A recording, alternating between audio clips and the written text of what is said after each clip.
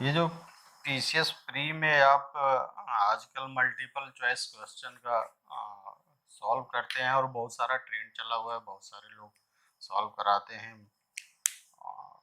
बहुत आसानी से आपको उपलब्ध भी है, तो बहुत लोग उसमें सम्मिलित होते हैं।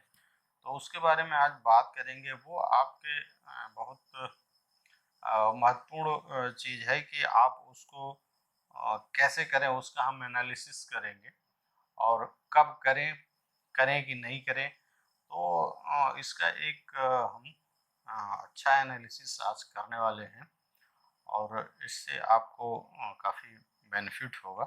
आप अगर बहुत ज़्यादा एक्सपीरियंस नहीं है तो आप ये वीडियो देखिएगा, आपको बहुत अच्छा लगेगा और फ़ायदा होगा आपको। तो हम ये शुरू करते हैं कि जो ये मल्टीपल चॉइस क्वेश्चन होता है सॉल्व करने के लिए, उसको क्यों सॉल्व करना चाहिए, उसके क्या इम्पोर्टेंस है कि हमारे पीटी के एग्जाम्स में। तो महत्वपूर्ण है, सभी जानते हैं कि महत्वपूर्ण है, इसीलिए आप सॉल्व करते हैं। तो इससे क्या होता है कि आपको क्या पढ़ना है और क्या नहीं पढ़ना है, ये चीज़ क्लियर हो जाती है। दूसरी चीज़ इसमें ये होता है कि जो किताब होती है वो लाइन बाय लाइन आपको पढ़ने की ज़रूरत नहीं होती है। कोई भी किताब आप लाइन बाय लाइन तो याद नहीं कर सकते, आप उससे कंसेप्ट ही समझ सकते हैं, उससे अपनी ज़रूरत की चीज़ें ही ले सकते हैं। तो आपको अपनी ज़रूरत समझ में आती है, जिससे कि आप उस किताब का बेहतर लाभ ले पाते हैं और मैक्सिमम उसको यूटिलाइज कर पाते हैं। और जो तीसरी बात है, यूपी पीसीएस में मोस्टली ऐसा देखा गया है कि क्वेश्चंस रिपीट भी होते हैं, दूसरे एग्जाम से उठाए जाते हैं, दूसरे कमीशन से उठाए जाते हैं। तो उसमें भी एक लाभ होता है। आज की डेट में भी रिपीटिशन का है, ऐसा नहीं है कि वो जीरो हो गया है। तो रिपीटिशन का हमेशा से महत्व रहेगा और अभी भी है। तो ये दो तीन चीज़ें ऐसी है कि जिससे कि आपको ये बहुविकल्पी प्रश्नों को हल करने से लाभ होता है। अब बात यह है कि आपको जो मल्टीपल चॉइस क्वेश्चन का सॉल्व करने का है, वो आपको किस स्टेज में शुरू करना चाहिए। ऐसा तो नहीं कि अभी आप तैयारी शुरू ही नहीं किया और कोई टेस्ट सीरीज ज्वाइन कर लिया और टेस्ट सीरीज के भरोसे आप पढ़ रहे हैं। तो वो मेरे ख्याल से वो सही तरीका नहीं है। आपको इतना उल्टी दिशा से तैयारी अपनी नहीं शुरू कर। मैं उसके कोई स्टेप बताऊंगा आपको कि जो मल्टीपल चॉइस क्वेश्चन होता है उसको कब कब सॉल्व करना शुरू करना चाहिए और क्या क्या स्टेज है। उसमें सॉल्व करने में भी अलग अलग स्टेज है कि कब आप कौन से क्वेश्चन सॉल्व करें। तो सबसे पहले किसी भी आप परीक्षा की तैयारी करते हैं तो उसके सिलेबस की ज़रूरत रहती है।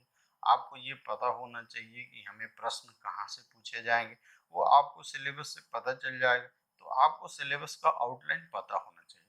जब आपको सिलेबस का आउटलाइन पता हो जाएगा तो आप ये किताब किताब उठाएंगे। आपके पास रिकमेंडेड किताबें हैं और उसके ये आसानी से आपको मिल जाता है, सब लोग बता देते हैं। मैंने भी आपको बताया हुआ है कि आपको कौन कौन सी किताब पढ़नी है। तो वो मैं उम्मीद करता हूँ कि आपके पास वो किताबें होंगी, आप वो पढ़ भी रहे होंगे। तो अब सिलेबस आप जानते हैं, सिलेबस के अकॉर्डिंग जो लिखी गई किताबें हैं, कुछ किताबें सिलेबस से बाहर भी लिखी जाती हैं जो टेक्स्ट बुक चलती हैं यूनिवर्सिटीज़ वगैरह में।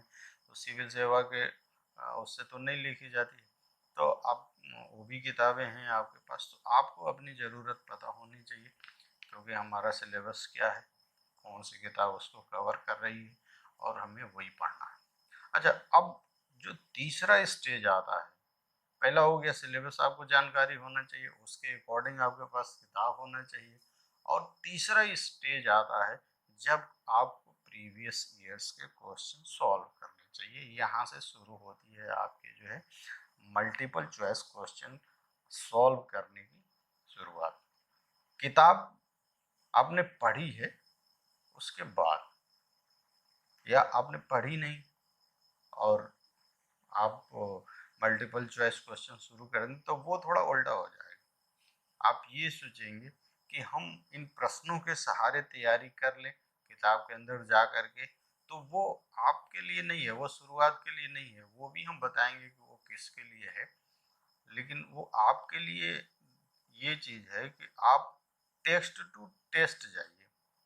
पहले आप टेक्स्ट को पढ़िए, सिलेबस के अकॉर्डिंग पढ़िए, उसके बाद आप क्वेश्चन को सॉल्व करिए, वो भी प्रीवियस ईयर्स में आए हुए क्वेश्चन सॉल्व करिए और उसी एग्जाम में आए हुए क्वेश्चन को सॉल्व करिए। इससे क्या होगा कि आपको ये आइडिया लग जाएगा कि हमारे क्वेश्चन के पैटर्न क्या है, हमारे क्वेश्चन के स्टैंडर्ड क्या है, लेवल क्या है, और उसी इर्द गिर्द आप उसकी तैयारी करेंगे। ये बहुत ज़रूरी है कि आपको कौन से क्वेश्चन इस परीक्षा में पूछे जा रहे हैं ये आपको पता होता है। ये तीसरे स्टेज में आप प्रीवियस ईयर्स के क्वेश्चन सॉल्व करना शुरू करते हैं। सॉल्व बहुत सारे सॉल्व पेपर आए हैं, वो आजकल टॉपिक वाइज और सेक्शन वाइज भी सॉल्व आए हुए हैं, लेकिन आप पहले एक ऐसा सॉल्व लीजिए जो ईयर वाइज सॉल्व सॉल्व हो। तो उसमें कोई भी आप ले सकते हैं, ये मार्केट में अरिहंत का बिकता है, यूथ का बिकता है, और भी बहुत सारा होगा मेरे ख्याल से, उसका भी होगा, घटना चक्र का भी आता है यूपी में। तो इनमें से आप कोई भी एक ईयर वाइज का सॉल्व लेंगे, उसको आप सॉल्व करिए, तो उससे आपको आइडिया लग जाएगा। अब चौथे स्टेज में आप जाते हैं कि जो प्रीवियस ईयर्स क्वेश्चन के अलावा जो मल्टीपल चॉइस क्वेश्चंस हैं उसको आप सॉल्व करते हैं।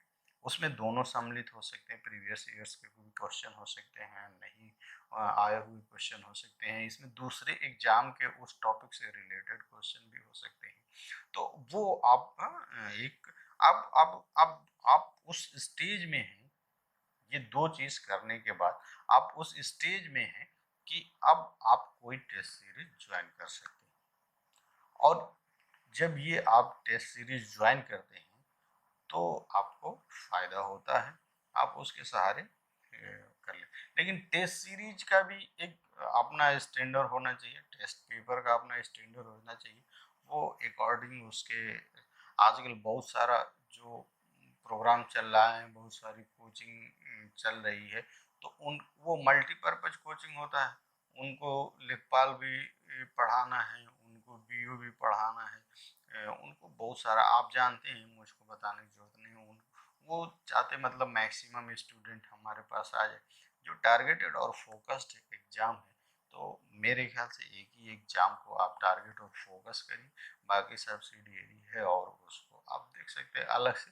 लेकिन मैं जो स्पेशली बात कर रहा हूँ वो केवल और केवल पीसीएस की बात कर रहा हूँ, इसमें बहुत सारा, तो वो पीसीएस के लेवल का क्वेश्चन होना चाहिए।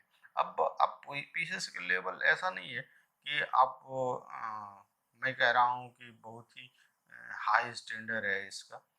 अगर ये लेखपाल के एग्ज़ाम से और छोटे एग्ज़ाम से स्टैंडर्ड इसका हाई है, तो आईएएस से इसका स्टैंडर्ड बिलो है।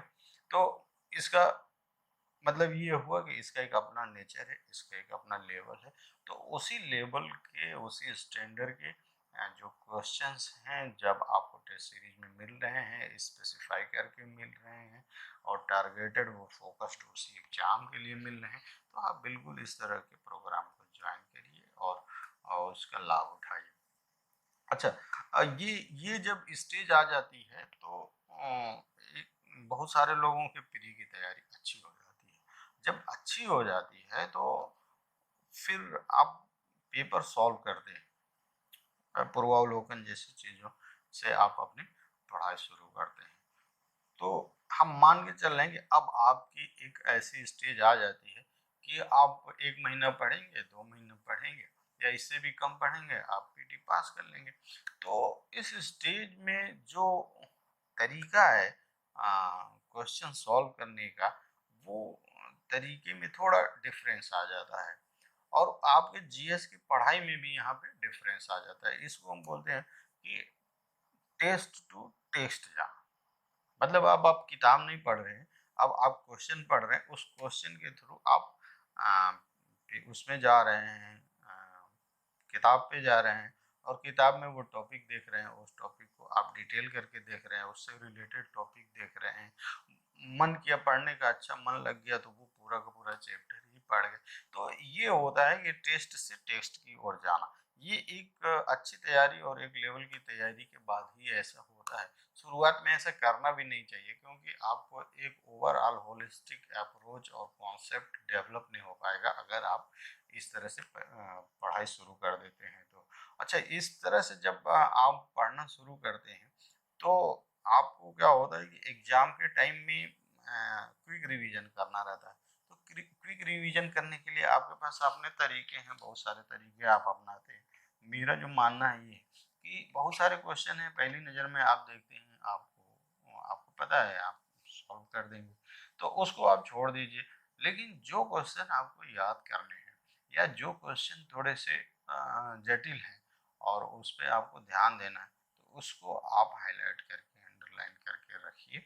इससे आपका रिवीजन एग्जाम के टाइम में इजी हो जाएगा और आप ज़्यादा से ज़्यादा स्कोर कर पाएंगे।